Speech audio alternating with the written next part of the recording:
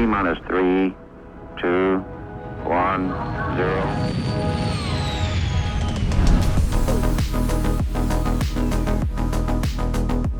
Hey folks, welcome to another episode of the Launch Sequence podcast. We've been going for a while, hitting episode 63 today, and wanted to bring on one of my good friends, content creator, streamer extraordinaire, and the saltiest of the bunch. Not even the saltiest of the bunch, but he's got the name SalteMike I. My friend, thank you for coming on. Welcome. Thanks for having me.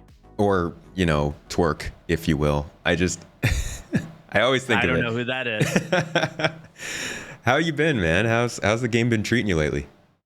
Well, yeah, I'll say that I was a tiny bit late to this because I was actually having fun in the game. So I was doing Siege of Orison, and I struggled to get it done.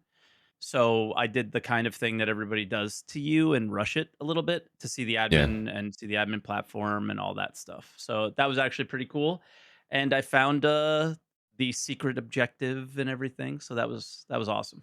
I haven't heard of a secret objective, but I have heard. I won't spoil it. Okay, solid. I have heard though that it is a common strategy to just kind of sprint in and try to get to the admin area first, because once somebody else is there, it kind of ruins the experience. Is that accurate? Yes, that's very accurate. Yeah, so like there's lieutenants on each platform and everybody's looking for the lieutenants, but somebody else is jumping and running to the admin platform and going to like the end, and they wait at the end for the boss to spawn, and you do all the work and they get the reward. And it's classic. Like, that wasn't satisfying. So yeah, I feel like that's like a classic sort of multiplayer game thing. Like you always have the people who are like, I'll just stand here until they're the last chance to hit the boss or something. I would hope there'd be like, I don't know what somebody would do to stop that from happening, but I would hope there'd be some sort of balancing mechanism. Yeah, I imagine they have their ideas too, but they I put us on over there. I'm sorry. I imagine they have their ideas too, but they are. Yeah, hello. I'm just closing that. Oh, if I close that, are we going to end up out? I'm sorry. Am I out of the call? No, right? No, you're good. You're good. Okay, good. Woo, that was scary. I thought I screwed everything up. Nope, I was Chris trying is to still see there. you a little closer. Welcome back, Chris. So I'm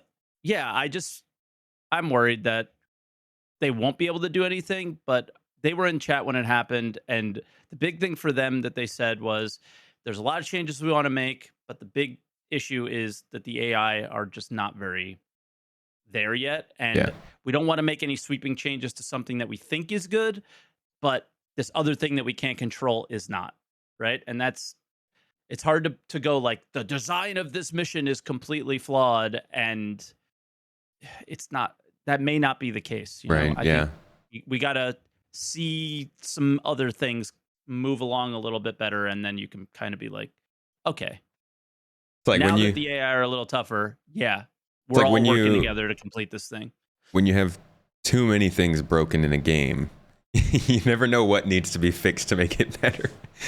Exactly. I would love for us to get a Star Citizen Live with the AI and the networking team talking at the same time, because I want to hear the back and forth between because we see, more than most people, we see so many cool things talked about in AI development, even in this last monthly report just yesterday. Yeah. And it's like, man, that is cool. I really like this. Sounds next level. And then you get into the game and the AI can't even turn around to look at you. And we all hear that it's like, it's the networking, it's the tick rate, but I'd really like to hear them go back and forth about it and talk about what kind of things they could see happening in the future. Yeah, for sure. And I mean, for me, I love reading those things too, and it just makes Squadron 42 sound kind of exciting. Yeah. Right? Because you would think that those issues wouldn't necessarily be there, and it's one of those things where I agree with you. I'd love to see like a bunch of people come in. Like, you remember the Pillar Talks a little bit? It was always nice to see one guy talk about. I think you were watching them the other day, right? On stream? Yeah. I was lurking, but the you would have one dev start kind of explaining his side of things, and another would like interrupt them a little bit and then say like his side of that thing as well, and it was just cool to see how they work together to make things Bouncing happen ideas. sometimes. Yeah. Yeah. They run away a little bit with the theory crafting when they do that, but it's exciting. Yes. It's cool to see. And like going past the idea that like you don't really get to see game devs talk about their game, getting to see them not necessarily debate, but like have a conversation about it's even better. It's really cool. Oh yeah. Yeah, for sure. So besides all this chat about the game currently, folks, don't worry, we're going to get into the topic today. Today we're talking about the professions of Star Citizen, what they bring to the game, what kind of coolness and issues we might see with them, and maybe if we have the time, talk about some of the other ones that are coming up in the near future. Because we've gotten to the point where there's like an okay amount of content. I would say it's not enough to tell somebody this should be their casual game, but like definitely enough for a solid month, if not like a quarter of entertainment for the casual player, would you say?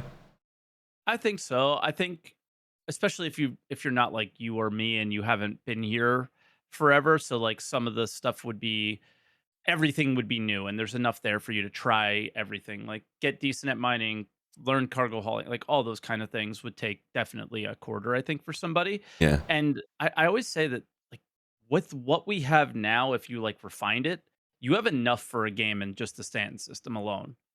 And it's just about refining it and adding certain things that I'm sure we'll talk about today that would really just put it over the top, and then you have a game there. But obviously, that's not the game any of us backed for. So Right. uh, they're going to do it differently, obviously, Yeah. to make Star Citizen. But there is something there for sure. Yeah. And it's a good point that like, you know, yes, it's still one system and none of us are happy about it. We all would like more systems, but the fact that there is enough space in this system and enough content that if they kept on putting out missions and stuff, it would be a fulfilling experience for people if it was polished. Yeah.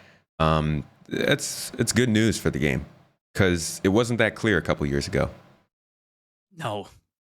I mean, that's where, my name came from or my reputation came from, was when it was so frustrating to be a backer for the game because you're looking at 3 point whatever and it just didn't even remotely look like what you would think Star Citizen might look like, where it's kind of getting there now, Yeah. right? There's definitely elements of what you would have envisioned being the final game, like little bits of it. And I think the big start was like when they added looting and medical. That 315 patch was really special, and it's kind of been stacked up on top of with each patch after. And yeah, for sure, you kind of get that sense now. And 2 years ago, it was just, I would say more than 2 years ago too. It was just so frustrating to Yeah. be like, what's going on, man? What are we doing? The whole kind of tongue-in-cheek comment about it being like a tech demo. I won't say it was a tech demo at the time, but it had that feeling of like there's not really this direction I feel like I'm pushed in to enjoy the game. It's just kind of all here and I do it. Slightly off topic, but I kind of still describe Star Citizen as like a technical alpha. It's very much the idea of showing off what the game can do and the potential that it does have. Yeah. Still very much, but not we'll definitely get into this, but I don't think what we are playing now is anything of what we intend to be playing in the future and what we back for and what we're looking forward to, obviously. So I still feel like that's what it is. And it's like calling it a tech demo is kind of like a rude thing to say in a way, but because people would say that in that way. They would be putting it down, but that's what it is. It's a technical alpha. They also sell it as a live service and treat it as one sometimes, but it's like kind of both. They got this weird hybrid thing going on. And that's part of why it gets so much flack, because it's strange overall. Yeah. But you mentioned the 315 update being like a solid kind of jumping off point for these new improvements you've been seeing. And honestly, since then, we haven't really gotten a major update quite like 315. Like 316 felt like it actually kind of regressed a little bit with the glitches and like all the stuff that's happening. 317 has been split into 3 different branches, all of which were like slowly building, but really 318 is the next big one. And before that, I think the biggest thing to happen has been the increased player count on the servers. And Absolutely.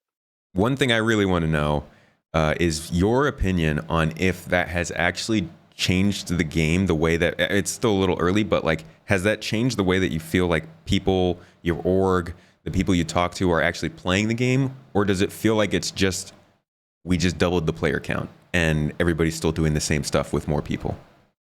I'll give like a little more context to it too. Is I was adamantly against it to start because I had, I joined Captain Burks on that first like big 100 player battle or whatever that he did, Mm-hmm. and Morphologist did some things, and other people did, and I mean Tarada's video of landing on the planet with all those people was incredible, right? Yeah. But I got the feeling that people were excited about these like little moments that are curated and created by content creators and not really a realistic scenario for your average Yeah. player to They were like experience. the best way to see that many players. Exactly. And the thing that I was afraid of at the time was, okay, all these content creators are taking everybody, putting them in one place.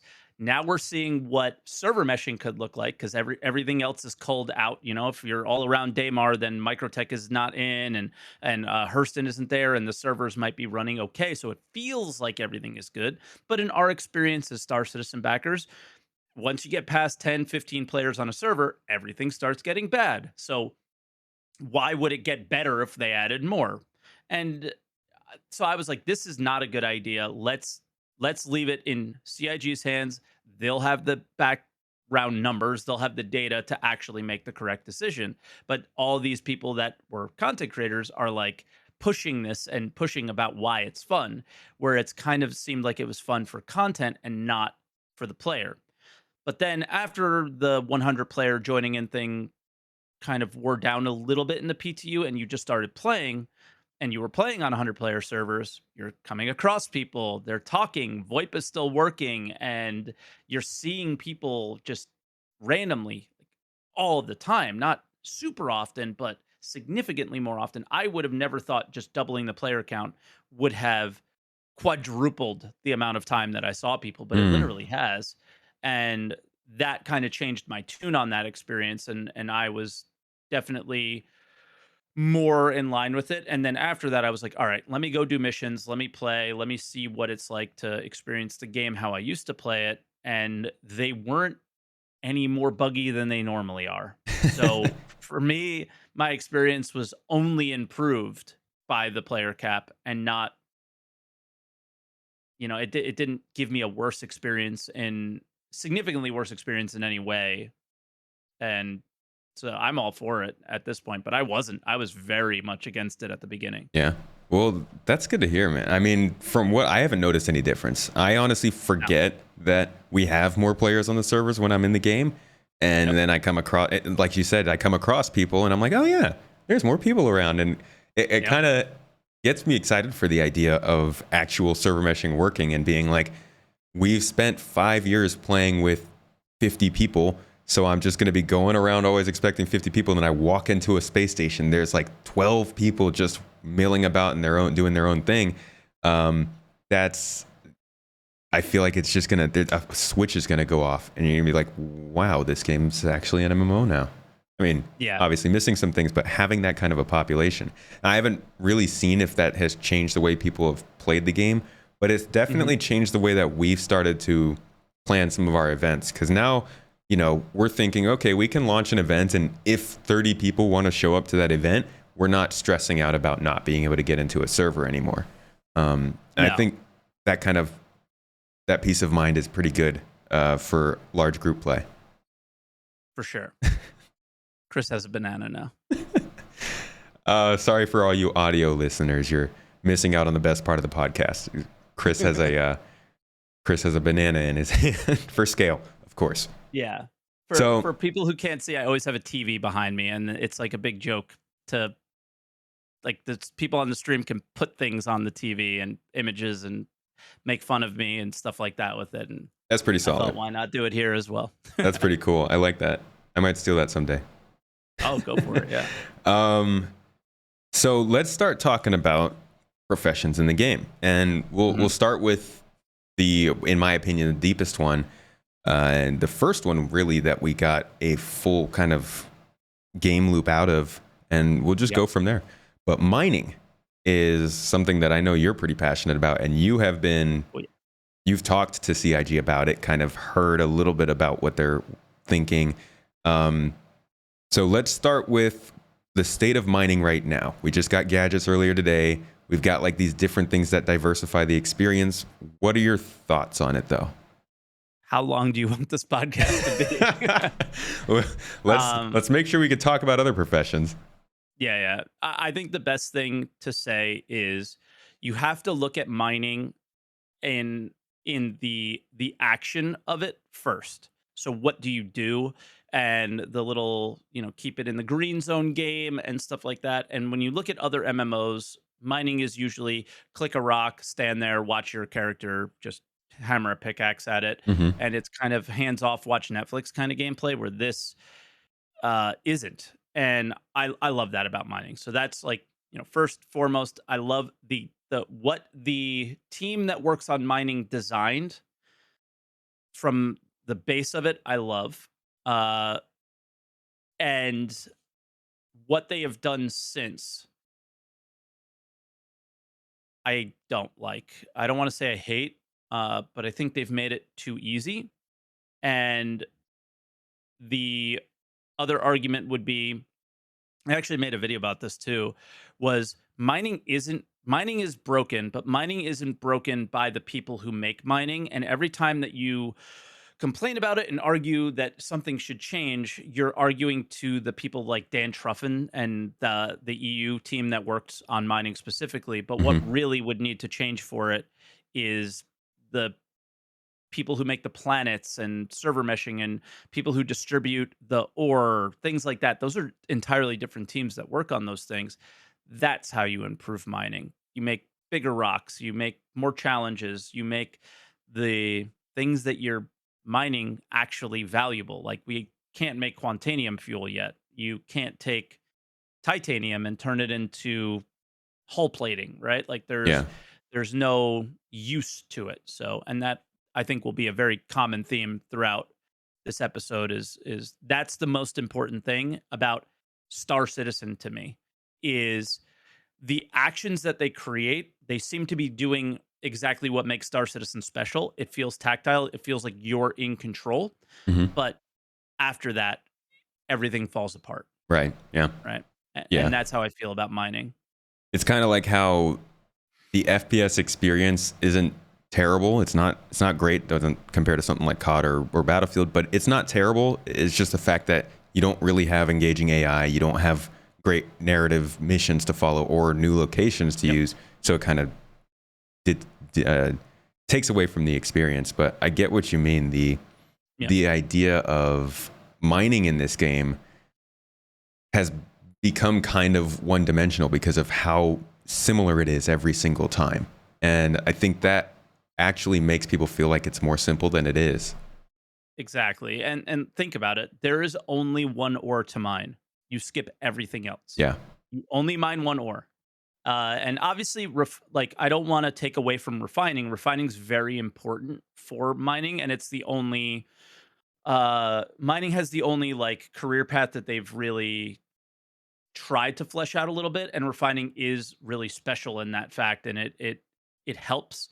But in reality, what does refining do? It just doubles it just doubled the price of what you mined and added a few steps and maybe made it a little bit more slightly more interesting. But yeah, I didn't even it's one of those things that still needs to grow, it still needs to grow with the game, but mining is actually quite fine by itself. I hated the gadgets.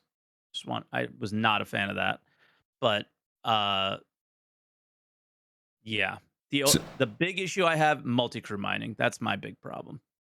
So like you said, they've fleshed out mining quite a bit, added in the components, the gadgets, the multi-crew ship. But there's still quite a bit missing. I think most people recognize when you look at a ship like, say, the Orion. and also just sort of think about the different things that might be involved in mining. Even looking at the concept art for the prospector, you see it boring down into the ground. Like you realize there must be some things missing here. What do you think is going to be our sort of end case of mining? If you could package it up into, say, like a couple paragraphs of how that would work. Because I know you got multiple teams, tractor beams, lasers, pilot. What do you imagine? I almost can't. Um, and because all of this was thought of so long ago, and it feels like the game has changed so much, and as they build it, they find out what they can and they can't do. Right. And I almost can't see it, but I always look back to kind of what I just said more is that mining has to have the purpose. But let's like take the Orion and try to look at that. Obviously, I think the Orion has um if I'm not mistaken, it has drones, so that's a new element. And you have there was tractor beams pulling it into kind of what looks like a crusher of some Mm-hmm. kind. Yeah. Obviously, the refinery is directly on the ship, and we heard with I can't believe it with how much I love mining. I can't remember the name of the refinery ship, but we heard a lot more about that process being very different than The at the stations. expanse. That's right, the Mystic Expanse, and I I always just look at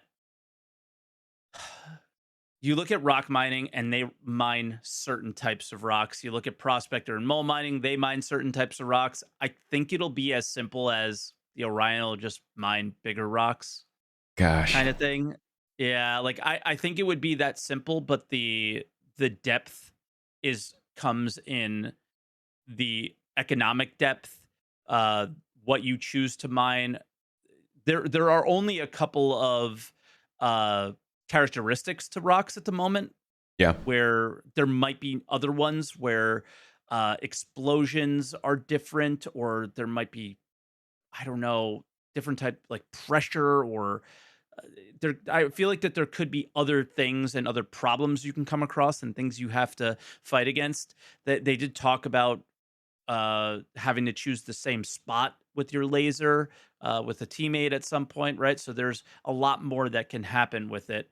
So I think the size is simple, and you can take and add these layers to it from there. That's how I see the Orion, believe it or not, is something that simple, but the layers are built upon why you're doing it, how you do it efficiently with a larger group, and I guess that's pretty much it. I Do you see it a lot deeper? It sounded like you were disappointed when you heard what I said. Well, I mean, yeah, I really don't want to just mine bigger asteroids. I can kind of Yeah. see how it would work though if they got in depth with the idea that you're cracking this massive asteroid.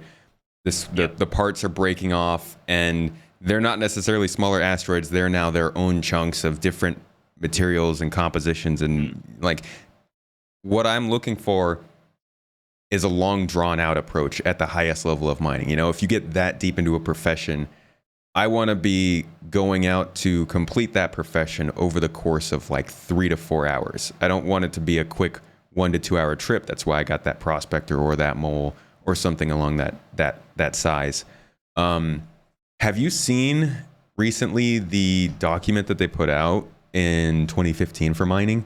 You remember they Yes. had all those design notes? So we went over that recently, and I just opened it up here to look back at it, and Mhm. I just like going over it. It sounds so wildly beyond what we have. They've got like Really? laser seismometers, exothermic reaction detectors. Like Yeah. you have the ideas that you're supposed to be sending a pulse of scan or like something into the rock that scans Yeah, the you launch a rock missile into it. and Yeah. shows you. Do you see that happening? No. That's why I have a hard time with this is why they don't share design docs anymore. Right. Is things like that right there is we get this thought in our head of this is how it's supposed to be. Now I do think like mining is definitely going to improve and get a little more intricate, and they'll put layers onto it. But that's why they don't share design docs, is because you Yeah. look at that and now you have that expectation for it to be this in depth and this crazy and this cool, when in reality that was written in, with Tony Z and the lore team in tandem, and it was marketing material. Right. That's what that was, And like you know? I was reading through it with my chat, and while somebody did mention that somebody at CIG said this stuff was still driving the ideas of where they want to go, Of um, course. I And you could I see that in the current mining, right? You could see how it drove the ideas of what we have now, right. but it's a simpler form of what we read there for And that's what sure. I always want to know is like how much driving is it actually doing? Because the stuff that they're showing, I'm like, man, I would love to just sit in somebody's Orion and let them know, hey, you got a pocket of this many of this material at this point in the asteroid.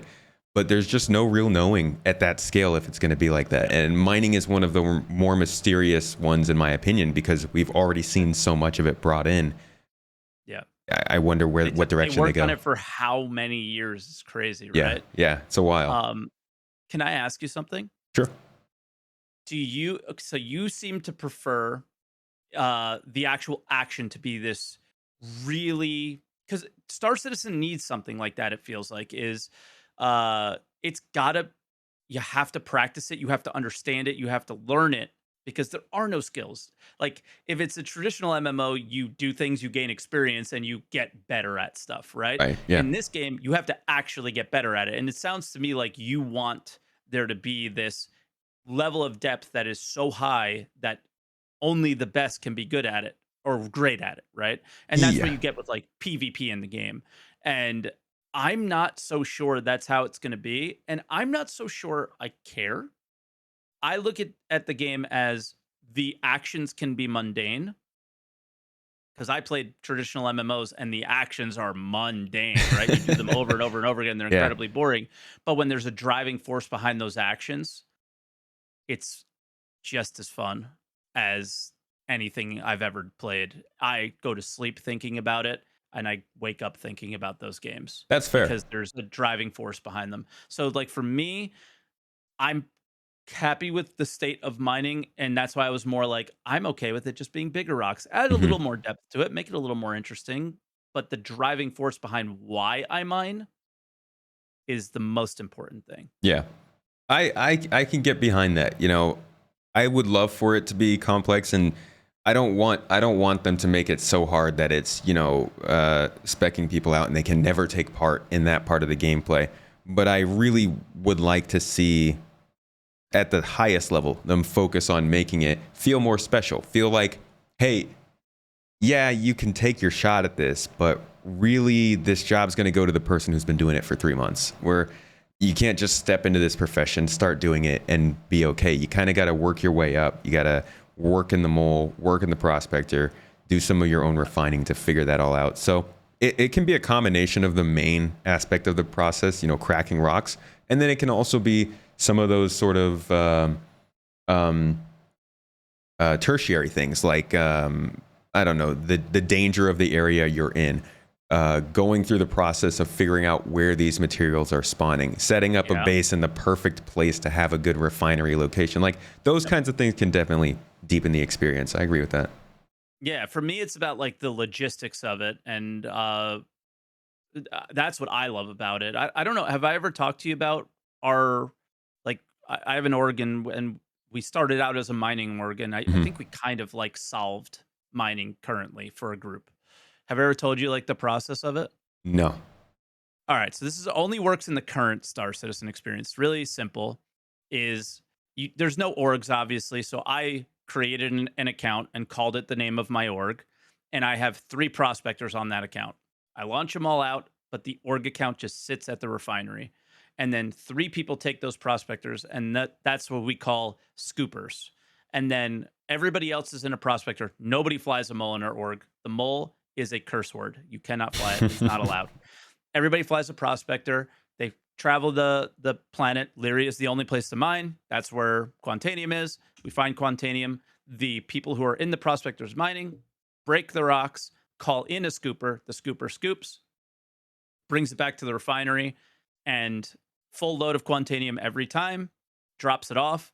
The uh, the account person is at the refinery and they just pull it right out of the ship, and it's all run through the org. And then at the end, we do profit sharing for what we made. But the key there is like the logistics of everything and how, all right, these guys are finding it, these guys are moving it, and it's all Yeah. just back and forth, but everything is working where like they're the ants that are working, and then the queen is the org that's kind of making all the money, but then what we do with the money is just help each other out and Yeah. buy ships and things like that. Yeah. But that's what I think is where the skill comes in, is doing it as efficiently as possible. And I was going to make a comment before, like you talking about doing a mining op for like 3 hours. I hope it's like 3 months in a certain spot that you have to fight over, and maybe cold and things like that at Yeah. some point, because Yeah. I would hope there would be that much material there that it's a place you go back to all the time, and maybe you keep a secret, but if that secret gets out one day, Yeah. That's true. it's not secret anymore. And all of that is kind of like the Star Citizen experience. The knowledge, putting the knowledge that you have to use to run an operation with multiple people. It's like that's the dream. So Absolutely. solid. Props to you guys for figuring that out, getting that going. We gotta try something like that in my A lot of work. hours. Oh yeah, I bet. So let's move on from here to bounty hunting. I Yes. don't do much bounty hunting, but I have started to dabble a little bit more, and we did get into some group bounty hunting. That was yesterday, before you had shown up, and really we spent most of our time just flying in Quantum back and forth to places to try and get bounties before they either remove their crime stats or logged off. And then on the other side of it, when you have a bounty on you, basically wall hacks. They put a point on your head when you're in comm array reach, and it becomes a simple little game loop. So there's not much of a loop there. What's your experience though? It is the best experience in the game and the worst experience in the game, because when you get a good experience, like I think a good example would be they're down at a bunker trying to clear their crime stat. VoIP is working. You talk through it. Hey man, just give me 20K and I won't kill you. And you have like a good experience or whatever. Or I think like one of the best experiences I've had was there were 5 guys all down at a bunker clearing their crime stat, and I wiped all of them. Right, like that was just fun, right? So there could be these amazing moments that feel so good. Nothing is better than player interaction. So player bounty hunting, I think, is the pinnacle of that in the current game at the moment, and because it's the most organic. I think the best thing to do, and challenge yourselves out there, guys, if you haven't done it yet, is use the god marker to find out what location they're in. But once you get there, turn it off, and it gets really intense and really fun, heart pounding. Are they going to get you, or are you going to get them? Right. But, um, and then, I mean, we can talk roadmap roundup and security post Korea. Yeah. That is going to tie into this, I think, and very, very exciting. So that But was yeah, that change was good and bad. basically bounty hunting and overall good and bad. It can be great, and it's Yeah. most of the time it's not. So that security post Korea change, they're stationing a full-time security team at Korea now, and so that's a huge change in my opinion, because like just yesterday I had a crime stat, one of those dumb crime stats you get on accident when you're playing. You accidentally throw a bullet in security's direction. Sorry guys, my bad. Lost an eye. Don't worry about it. And you get a crime stat. You wake up the next day and you're like, okay, I got to go do this like little mission to go to Korea. I'll eject from my seat, or I'll EVA out from under the pads. I'll get in there. Probably nobody there. Take care of it pretty quick. This now sounds like it is a full mission. Get a team together. This is an operation. What do you think of that at this level? Like at this stage of the game? I hope it's not a mission. I hope it's reputation based. That's my dream. You build rep with Crusader security, and you can go there. Yeah, and you can be a guard have there. Rep with and they may not bother you. And if you don't have rep with Crusader security, you have to break in there, because it sounds like there's something worth taking there, Hmm. and it's something worth fighting over. Do you? So I kind of hope it's not a mission, because if they take it and make a mission, I think it would take the personality of what Security Post Korea is, and it's that place that was always open. And I think it, because there's so many different entrances and all these things, it's the most heart pounding and fun place to PvP and FPS in the game. I think I think the layout and stuff might need some improving or whatever to have it be like a really good FPS level, but it's the only place that a bounty could be, where there's multiple entrances, you can sneak up on them, things like that. So it's I just wouldn't want it to be a mission, but I can totally see it being a mission as well. Yeah, I don't think they'll do it. I think you're right because they want to get rid of armistice zones at some point, and Mhm. this would be such a great chance for them to see what it's like to just have a high tension area with no restrictions, like you said. Yeah. How do you feel about them kind of making a single location so central to such a crucial and common part of the game? Like everybody gets crime stats, right? So unless you're going to Hurston bunkers or something like that, you have to go to Korea, and that kind of it puts a spotlight on you with how many people will be going there, especially with 100-player servers. Um, what do you think of that? The balance of that? Keep it coming. That's what they have to do. Yeah, It's literally what they failed at for the last however many years we've been playing 3.0, is you have to funnel players to a certain area, and you should do it for different reasons. Why is Jumptown, I think, the most successful thing they've ever done? Because they put a player marker and said, hey, you go over there, and everybody goes there, and then every time your experience is different. And the they aren't capable, for technical hurdles and server reasons and all these things, to kind of make the game we all wanted and the game we all backed for.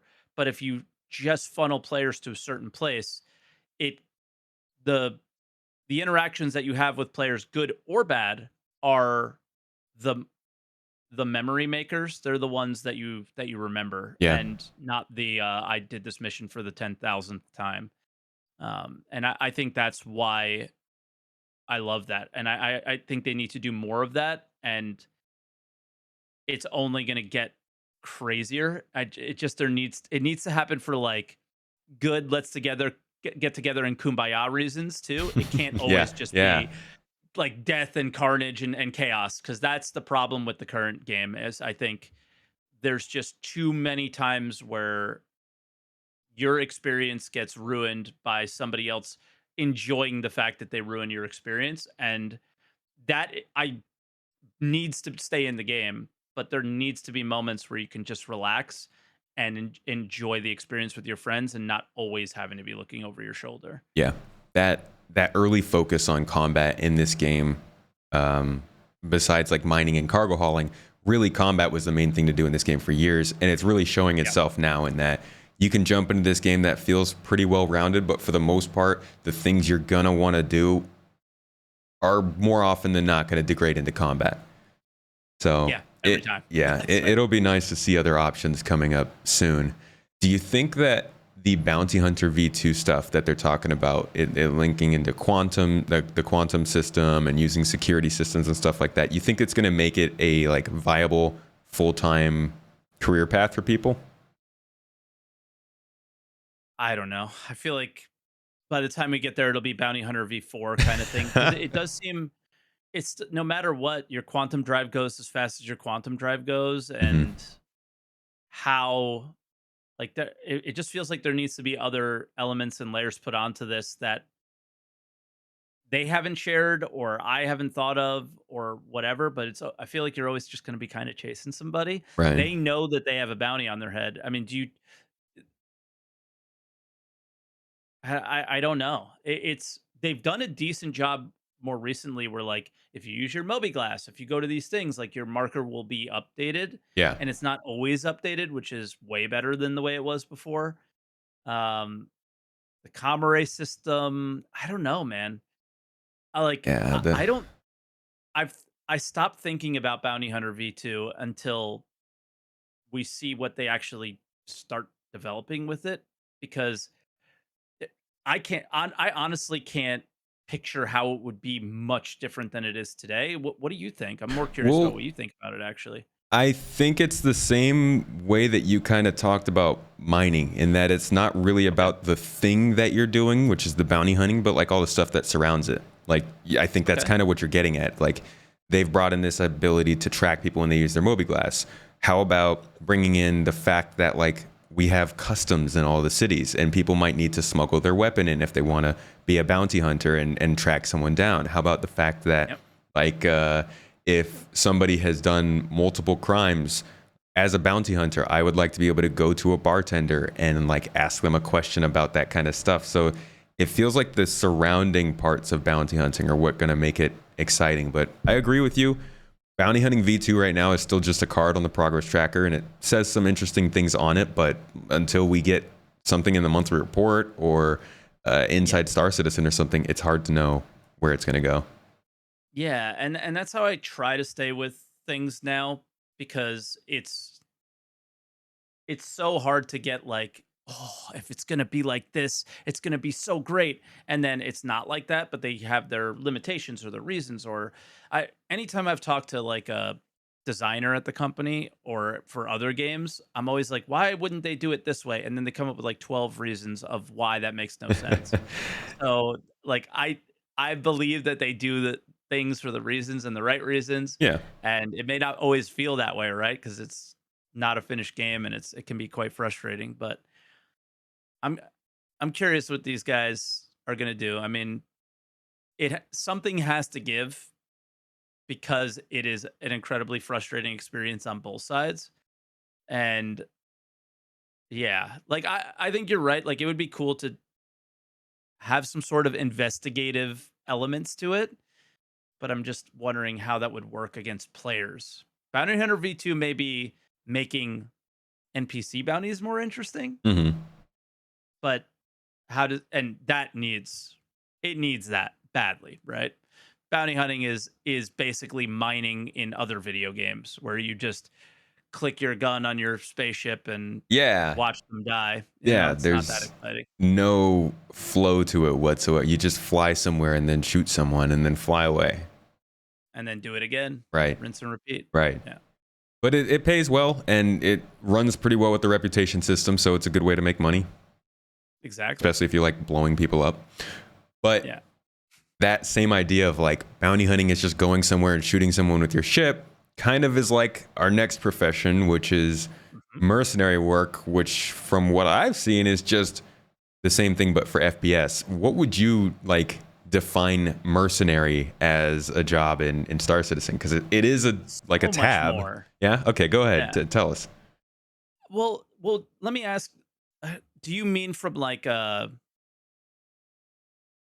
PvE question or from a game design question of how we would play it Well, I just mean in in their minds terms. or how we would play it Yeah. player with player? I'm talking about how it's like if you were to go to the contract manager in the game right now Yeah. and look in the mercenary tab, like Yep.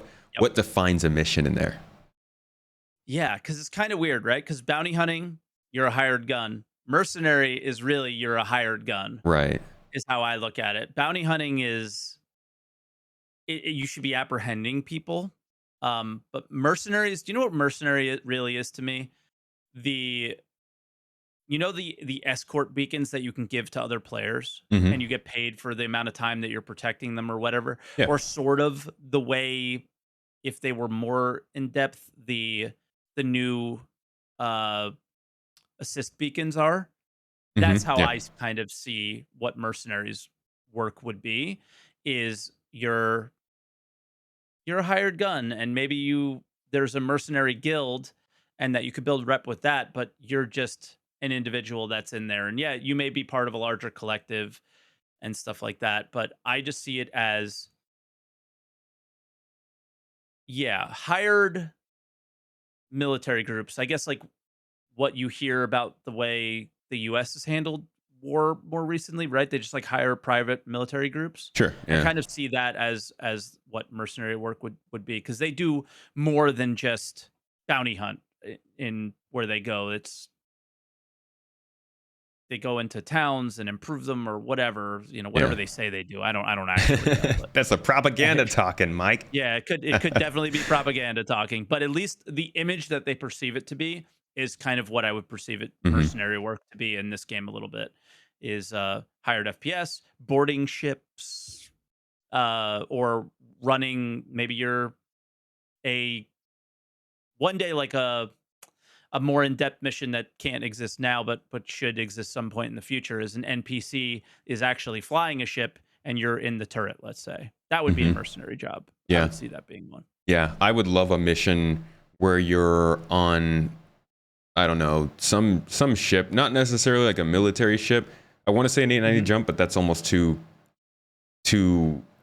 luxury. But like Luxurious. some Yeah. large ship where you get to play as like an onboard FPS, and there is a chance of getting attacked, like you said, and you have to be in a turret, but there's also a chance of getting boarded. So you kind of have to be ready for Yeah. some FPS combat, kind of a reverse of the 890 jump mission we have now. Mhm. But What about the mining, like, where you go and bust up the illegal mining claim operation? jumpers.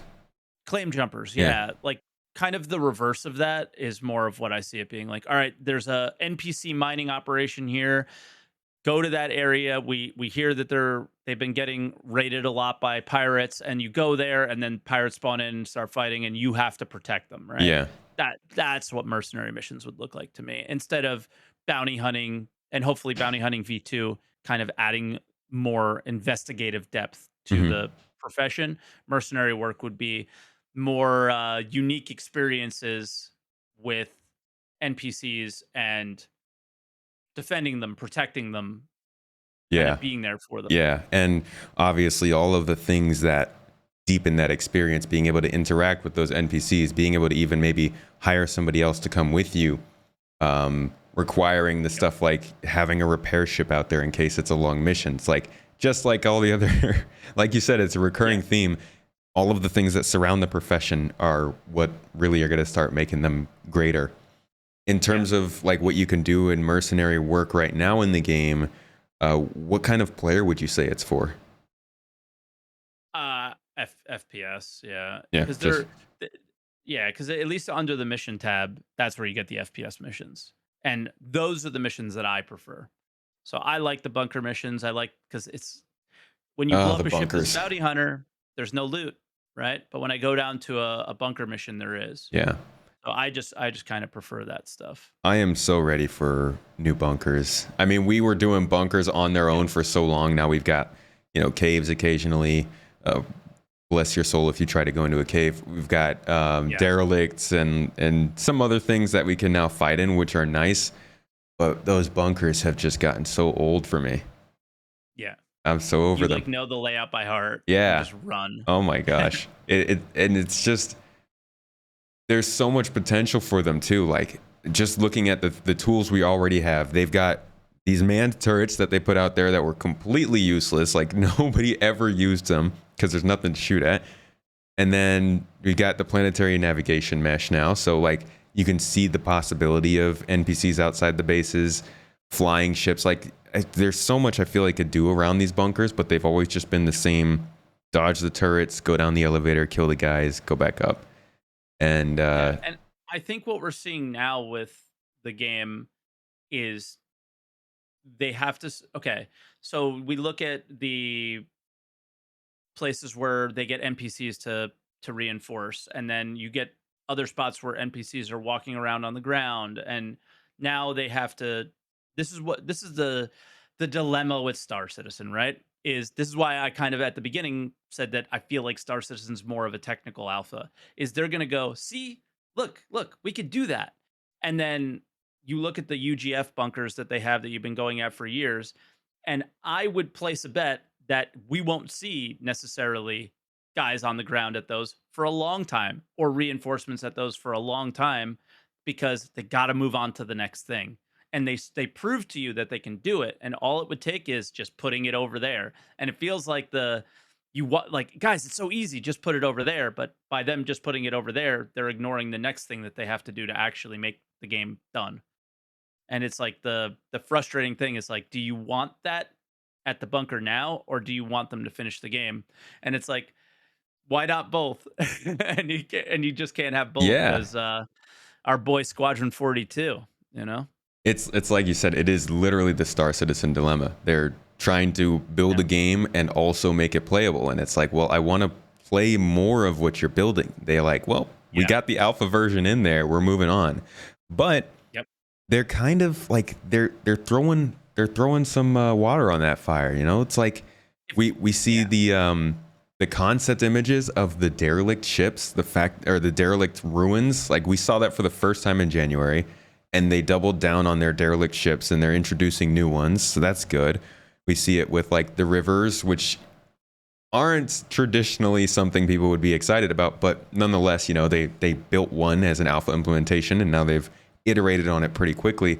I'm really hoping that along with this sort of we're skipping tier 0 and like we're bringing over squadron stuff to be a little higher polish, I would hope that they'll also focus on, we're also going to try and build more depth into the stuff we're introducing. I hope that they realize that they're at this stage in the game where like people are joining to play. The people who are joining are no longer like, oh, it's an alpha, I can't wait to hang out and watch it be made. Like these people are like, I am playing a game. I'm in this every day. I want to play. And like I've always been that person. Yeah, I know. And I just rubbed people the wrong way because I've been that person since 2.0. Yeah. And it's I'm not going to lie, it's strange to find a content creator who could have jumped in as early as you did and like followed and covered this game while also being so focused on the here and now. Cause like no wonder, you know, salty. It's frustrating if you want to just play the game. But yeah, 100%. But mercenary work is kind of like bounty hunting in that it offers a decent amount of fun, some reputation rewards, loot, money. Would you say it's like a style of gameplay you would suggest to newcomers to get stuck into Star Citizen? Whoa, to get stuck into Star Citizen? I think it would be the one that would be the thing that would make you quit Star Citizen. Right? For like the reasons that you said, like, all right, the bunkers, I've done them a million times. Issues around inventory and loot. I think it's the buggiest. That's the issue, right? Okay. It's things around ships they've had a lot more time with, and a lot of the moving parts around the actor team and all these things. So, like when we said, right now, mercenary stuff is mostly FPS stuff, and it's mostly like the bleeding edge of what they've just been adding to the game. So it's the buggiest. So would I recommend it to a new player? Not as much. I mean, you see a guy like Level Cap coming in, and he's coming from FPS games, and he's like, "What is this? Yeah. You know, what is this?" Yeah. And that's what a lot of players, you know, most of the popular games out there were FPS games, and you're going to look at Star Citizen's version of that and watch your gun come out and go away and come out and go away, and you don't know which gun you have out, and then you are healing yourself, but you're actually shooting your wrist, and you're just like, okay, what is this? Alt F4, the gun, yeah, I'm going to go back to Call of Duty. Into your wrist is one of the funniest glitches. You're just standing here like unloading a magazine into your arm.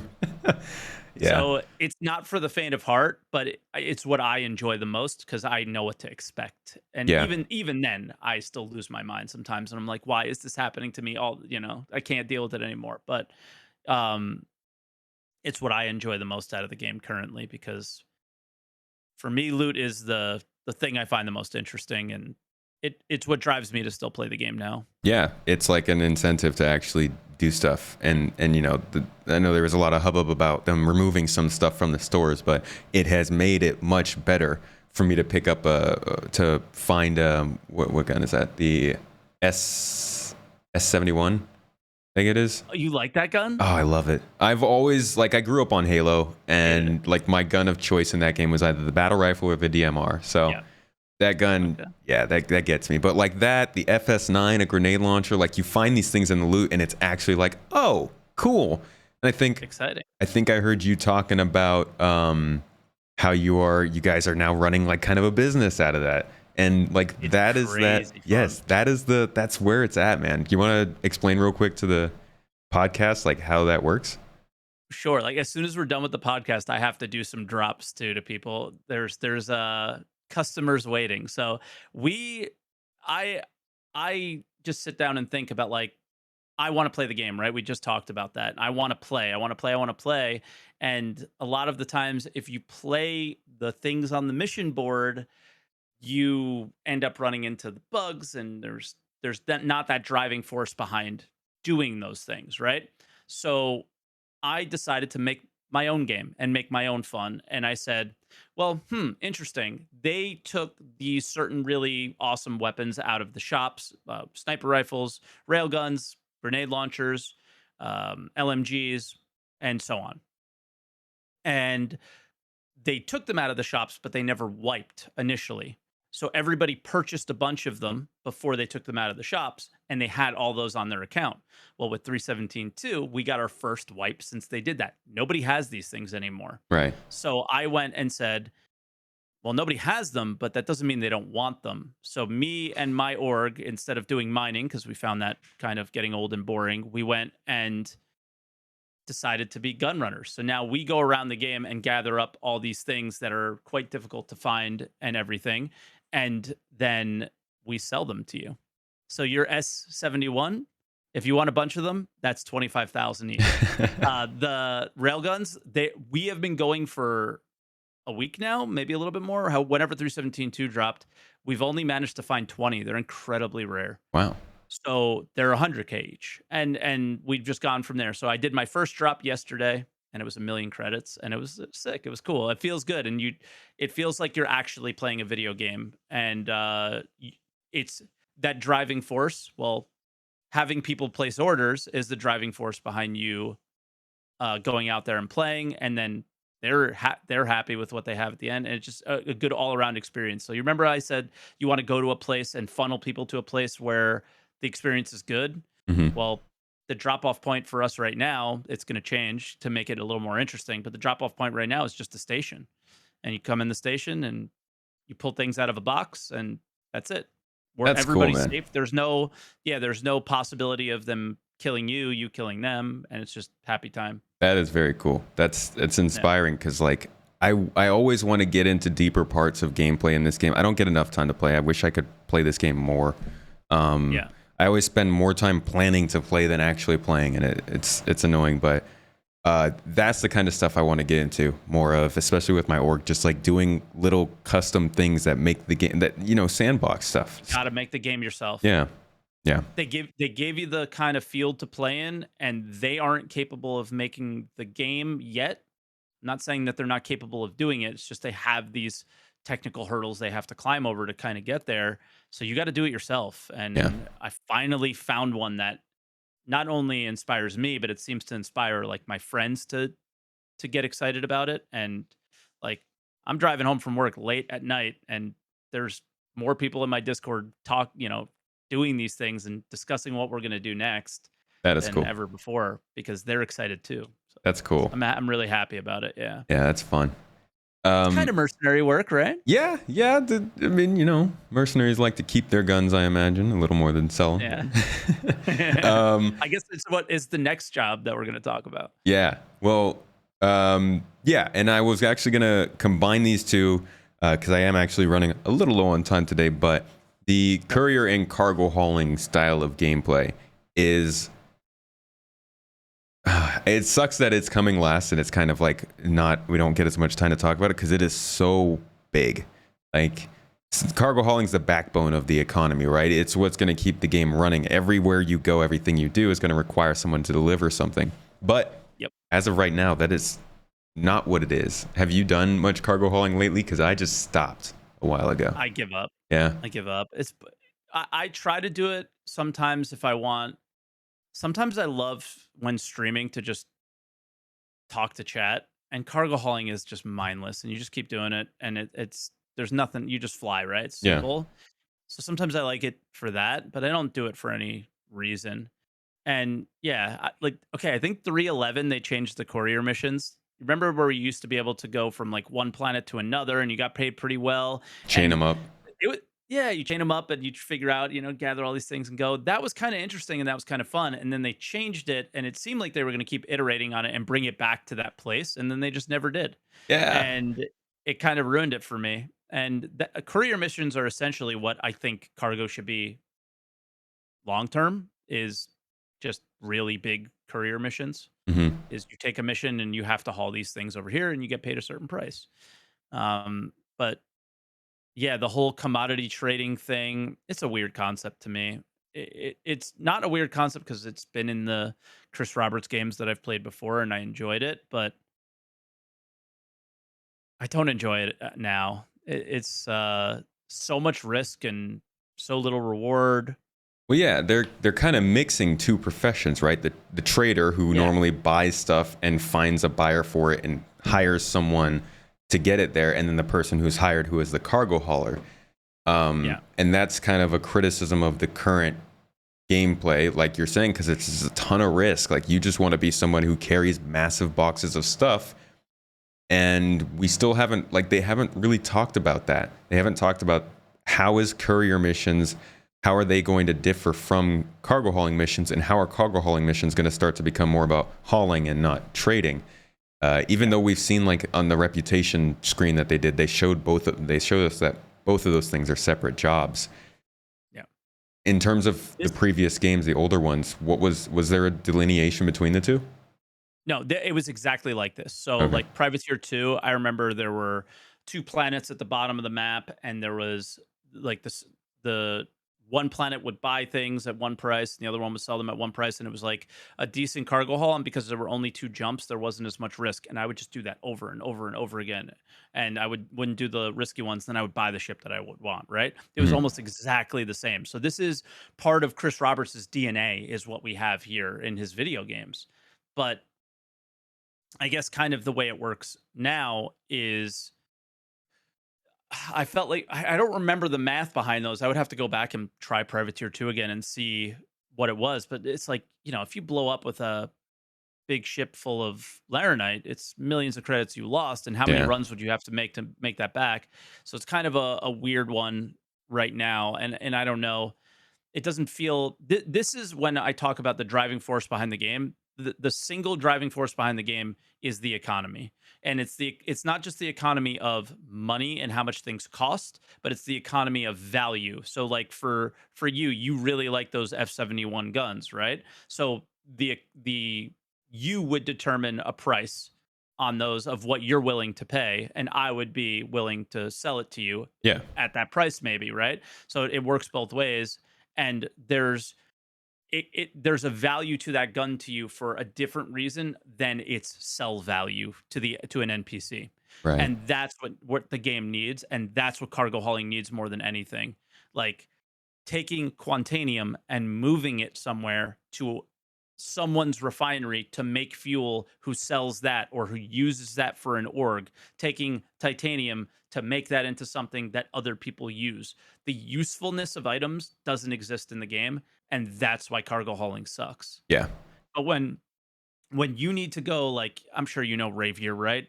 Like he's like big cargo hauling guy in the game Hmm. and made one of those websites.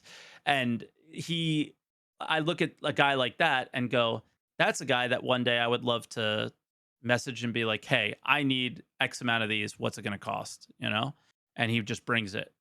Or, hey, I have this. Can you bring it over there? What's it going to cost me? Yeah. That Yeah. kind of thing. And And that's then, what the game misses, is because there's not that driving force behind it. It's not mhm. about money. It's got to be about why. Yeah. And they've talked about it a little bit with economic nodes and factories Mhm. and stores and the way that the economy flows through those things. Again, this is Tony Z, one of his bigger talks, and honestly, something that I'm still, I'll believe it when I see it. Something I'm really excited for, but I'm also like, that sounds super complex. I hope it can work in this game. Um, I'm very apprehensive about it because you feel like you're just a cog in the wheel, and you feel like it's only going to be about money. So like I deliver to an NPC and he gives me money. Well, okay. Does he give me? Can I deliver to myself and create the same thing that the NPC does for myself. And because you can always do that in MMOs, right? Is you can buy from an NPC or you could buy from another player, but doing it yourself is sort of the rewarding thing. At least that's been my experience. I Hmm. was always playing crafters and things like that, and I need that in this game. And I'm scared. I This is the one topic that Tony's Use economy is the make or break for me of whether or not I continue to play this game or not. I made a video about the economy earlier this summer, and I said in it, I Mhm. was like, this is kind of the one thing about this game that I'm still very hesitant about because of Yeah, how much is proposed to be involved in it. Especially with a game that has just so many variables, so much yeah, stuff going on in it. I mean, even the basic gameplay loops are very complex. So when you think about yeah. an economy that factors all of that in, and then also is like running the background AI simulation, it's kind of mind-boggling. What I'm afraid of is how does it factor you in? How do we factor into that? Because I hear all about these little quantum dots flying around and doing all these things, but I don't hear a lot of how I factor into that, and Hmm. that's what scares me. Does a And that 9-to-1 ratio bother you? not necessarily. It's the fact that how much can an NPC do versus how much can I do? And this is where the earlier discussion of the lack of design docs is frustrating, but it's the right thing to do. Yeah, it's like the roadmap. It's like it sucks that Exactly. they cut the Less is roadmap off. more. Yeah, but Less like is more. now people are starting to see the benefit of that because we're getting random additions that come 2 or 3 months before a patch, and people are like, oh, cool! I didn't think that was going to be a thing. Suddenly, Yep. it's much better than other things getting delayed. Yep. So And yeah, I was an idiot for saying that I like the changes to the roadmap when everybody was so mad about the roadmap watchers comment. Ooh. I mean, we won't get into that today, but like it made No. sense. Like what they were doing made sense. It was unfortunate, Yes. but yeah. Um, okay, It was unfortunate wording, obviously. yeah, definitely. People just stuck on that. So cargo hauling is like good for burning some time and chilling in the game, and I think some people enjoy that style of gameplay, but right now it's just not in a great place, you'd say. I think it's out of everything we've discussed today, the worst. Okay. Yeah, Hopefully the for cargo, I sure. mean, the cargo refactor will do something to affect it, but I don't necessarily see it making it better based on what they've told us. Just more Not interactive. not yet. I hate that they call it the cargo refactor because it's not. Right. From what we understand is it's just physicalizing cargo for right now, where the cargo refactor has a lot more elements to it. Yeah. Does the cargo refactor come with cargo based missions? Does the cargo, and you could just list off a million things that cargo could gain from, and that's not going to be in 318. Yeah. So I wish they would just call it physicalized cargo Yeah, and that's not a call it the really cargo good point. refactor. That's a great I, I point.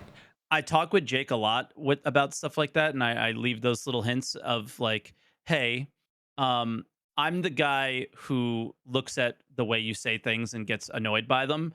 What do you think about this? And sometimes they make changes, sometimes they don't. And I think that would probably, if that is the case, because we don't know for sure, but that's what it feels like it's going to be. Yeah. Is like just call it physicalized cargo and move on. The cargo refactor will be later when you get the personal hangers and all that other fun stuff that seems really interesting and tedious as well. So we'll see. And that is the future of cargo hauling, because yeah, this Yep. this feels like the first step of the cargo refactor rather than Correct.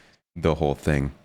Where Um, they implied early on that they would all kind of be together, but it yeah. just didn't work out that And then way. as it got closer, of course, they quietly started to give us hints that, oh, it's gonna be over time. Yep. And Yeah. it's what it is. Um, okay, so little bonus round then to finish us off. All right. Name a couple professions that you are excited to see in the game. Maybe name one and go into detail, or name a few that you Info are running. interested. Yeah. Yes. It's the most unique one. It's the most unique one. It's the one that it doesn't exist in any other game. It's just interesting. Selling a mining location, selling a salvage wreck that you found something crazy in. the fact that commodity prices have to travel through a jump point to be shared with another system, things like that. All information doesn't travel through a jump point, right? It travels via ship through a jump point. It's Right. just different, right? Uh, It's just so different yeah. from anything else. That one hits me kind of like the economy does. I mean, I agree with you. Info running, data data brokering and exploration is like my bread and butter. That's what I'm waiting for. And I always look at it in the way that you just described, as like they want communication to be based on data running. And I know that they'll have NPCs doing it in the background, so it's not always, Yeah. if nobody's going to do it, it's not like you're going to wait 2 days to get a updated price. But at the same time, that's going to be very interesting to balance when you consider that, there's communication outside of the game and just all this different stuff to take into account. But data running is one I'm really excited for too. For sure, for sure. It's definitely just, I think people come to Star Citizen for a unique experience, and hmm that would be one for sure. Yeah.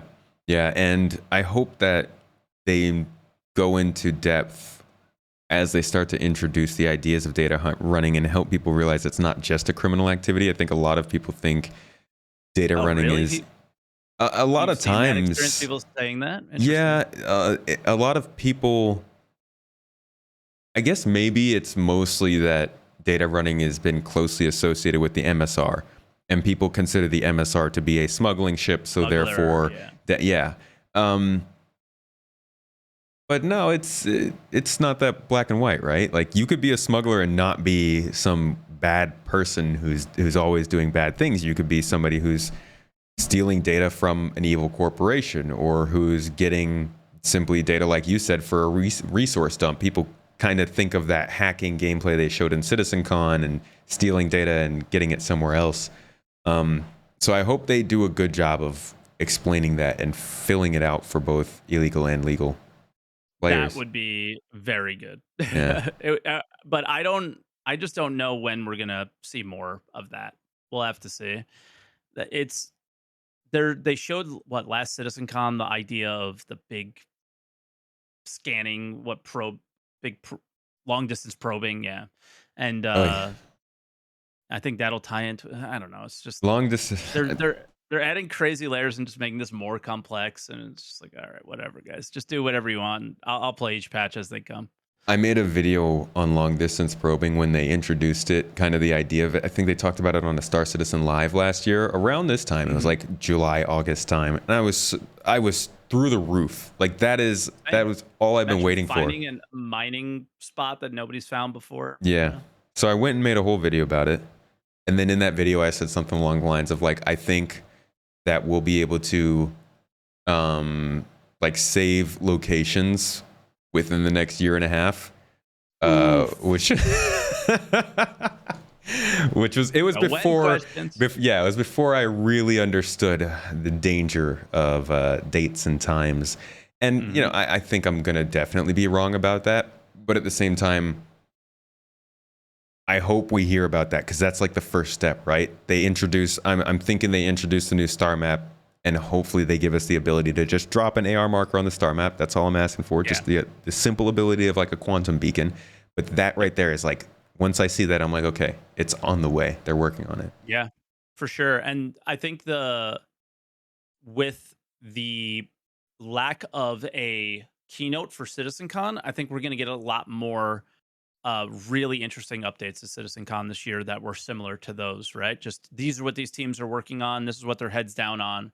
And they don't have to be heads down on some stupid demo that is just faked Yeah. and dumb Yeah. and yeah, sure, what I love about that is that they don't feel like they need to do it because the game is selling itself, Yep.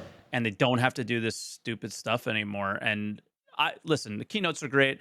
If you listen to the 2016 Uh, ah. Gamescom demo, the Gamescom demo, you can literally hear me screaming in the background. I was having a great time, right? The and I don't drink, okay? So like I was having a good time He because was I was completely excited about the sober, game. just losing it. Yes. So like I think that those things are cool too, and they obviously help sell the game. What I love is that CIG doesn't feel like they need to do it anymore, Yeah. and that they can focus on making the game and not selling the game, and that feels good. That is a very if I've ever been more positive about anything and the future of Star Citizen, it was when they made that decision right there. Is That the advertising of the game went out the window, and the focusing on finishing it came to the forefront.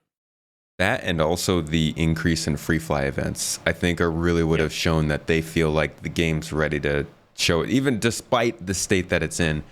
Yeah. The game's ready to show itself, and you can see it. People jump into the game. Yep. Everybody complains about the bugs. Everybody acknowledges that it's like can be really frustrating, but we all keep playing it, and people keep joining. We all know it's special. Yeah, It's special got something going for it. for sure. Well, Mike, we didn't touch on every profession, but I think we got the major ones and definitely the ones most players are interested in. Investigator was the kind of one of those last ones that I wanted to touch on. Just a That's couple gonna of be like Bounty search Hunting missions and V2. stuff. Oh my gosh, the one thing I wanted to say about that was just the caves. Like investigation missions take you to caves, and caves are the devil right now. I hope New caves coming up. Maybe they learn from their mistakes. Cross your fingers. I really hope there's some kind of a overhaul for all the caves when they do that. Like I think they will. yeah, that would be great. But anyways, thank you so much for coming on to this show. You were a little bit late, but I'll give you a pass. I'm so sorry. No, it's cool. It's all good. I'm glad that you were able to have some fun in the game because, man, sometimes I'm never ever late. It's like you don't know. It is the most embarrassing thing. I hate it, dude, it's all good. I really do apologize. The amount of work that goes into scheduling stuff, especially in like a community that's so international, is wild. So I never blame anyone for being a little bit late. But thanks for coming on, man. I really appreciate it. I always enjoy my talks with you. They're back and forth. We get deep into the details and I love it. Yeah, man. So thanks again for coming on. And like I said Thanks for before, having me. everybody who has seen the newer podcast that I started recently with the group, SalteMike will be coming on to the next one. So, I mean, if the times work out. So I'm looking forward to that. But anyways, I'll try to make it work for sure. I appreciate that. So go ahead and let everybody know kind of your content, what you're doing, and where they might be able to find you before I ship you off. Yeah, twitch.tv/SalteMike. I stream every day but Monday, and just mostly Star Citizen stuff. I played Stray recently, so I jump into some other games that are Some interesting cats. and fun. Yeah, man.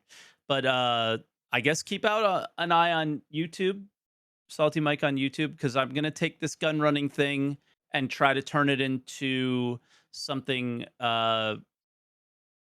different and fun, and maybe something that you've seen in other game content, but not in Star Citizens as much. So yeah, I'm looking to make a cool video out of it. Yeah. Awesome. I'm going to keep my eye out for that. Thanks. Well, thanks again for coming, and thanks everybody for listening or watching on whatever platform you do. As always, I like to mention the audio platform is ad-free, so feel free to head over there. And if you'd like to support the podcast, you can always come and listen in live. So next week, you know what? I'm not going to have any preview for next week. I'll surprise y'all. But Mike, thanks again for coming in, dude. I appreciate you dropping Chris in there in the background. Chris, thank you as well for coming to the podcast with your banana. Really appreciate it. Bananas and 318. Confirmed. I've been waiting. But that's it for this week, and I will see you all next week. Bye-bye.